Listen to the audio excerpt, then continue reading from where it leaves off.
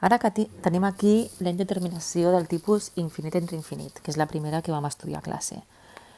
Fixeu-vos que us he posat aquí la teoria. Primer vam demostrar dividint pel monomi de grau més gran, però al final us vaig dir, recordeu que aquest límit, sempre que tingui un polinomi entre un altre, donarà 0 quan el grau del numerador sigui més petit que el grau del denominador, donarà més o menys infinit quan el grau del numerador sigui més gran que el denominador, i donarà un número quan els graus siguin iguals. I aquest número sempre correspondrà al coeficient dels graus més gran. Anem a veure aquests exemples. Fixeu-vos, el primer que hem de fer sempre és substituir. Està clar que numerador seria infinit menys 1, que és infinit, dividit entre infinit. Per tant, estem en aquest tipus d'indeterminació. Fixeu-vos que el grau del numerador és 1, el grau del denominador és 2. Com el numerador és més petit que el denominador, aquest límit donarà 0. Perquè fixeu-vos que cal sempre raonar. El grau del numerador és més petit que el grau del denominador. Ara no escriuré tot això, només la primera vegada. La segona, fixeu-vos que si substitueixo per infinit torna a donar infinit entre infinit.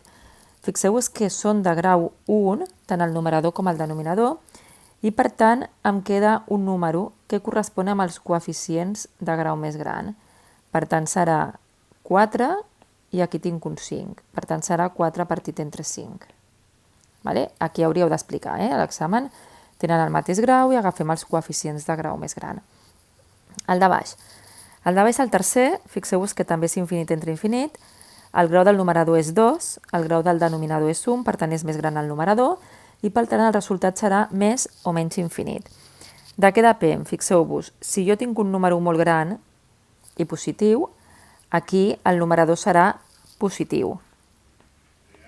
Perquè un número molt gran elevat al quadrat més un número molt gran positiu, això dona positiu.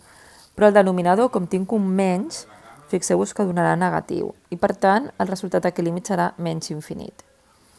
En canvi, aquí us he posat, l'únic que ha canviat és aquest signe, i per tant torna a ser infinit entre infinit, el grau del numerador és més gran que el denominador, per tant aquest serà positiu, però aquest també serà positiu, és a dir, aquí us quedarà més infinit.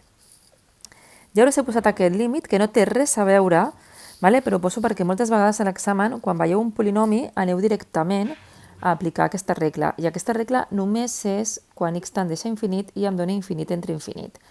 Aquí tinc quan x tendeix a 1, per tant, el primer que heu de fer sempre en un límit és substituir. I aquí us quedaria 1 al quadrat més 1, 2 per 1 al quadrat menys 3, i aquest límit donaria 2 dividit entre menys 1, és a dir, menys 2. És a dir, no em digueu que són del mateix grau i agafem el coeficient de grau més gran perquè no és cert, perquè tinc un límit quan x tendeix a 1, perquè aquest límit no em dona infinit entre infinit.